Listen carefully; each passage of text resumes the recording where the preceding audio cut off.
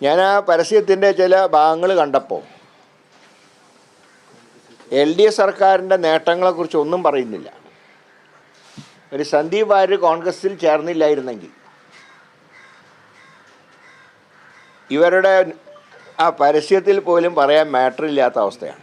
അദ്ദേഹം കോൺഗ്രസ്സുകാരനായതിനു ശേഷം RSS BJPയുമായിട്ട് ബന്ധപ്പെട്ട ഒരു കാര്യവും അദ്ദേഹത്തിൻ്റെ ഭാഗത്തുനിന്ന് ഉണ്ടാവില്ല. അക്കാര്യം പാർട്ടിക്ക് അദ്ദേഹം ഉറപ്പ് നൽകിയിട്ടുണ്ട്. അതനുസരിച്ചാണ് കാര്യങ്ങൾ മുന്നോട്ട് പോകുന്നത്. കണ്ണാടിയിൽ ഇത്തവണ ഞങ്ങൾ മാറ്റം പ്രതീക്ഷിക്കുന്നുണ്ട്. കാരണം കണ്ണാടി ഇപ്പോൾ പഴയ അന്തരീക്ഷമല്ല.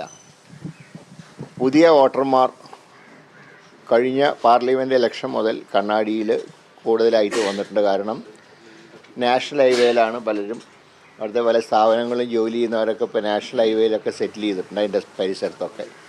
അതുകൊണ്ട് കണ്ണാടിയിലും ഒരു മാറ്റം ഉണ്ടാകുമെന്നാണ് ഞങ്ങളുടെ പ്രതീക്ഷ.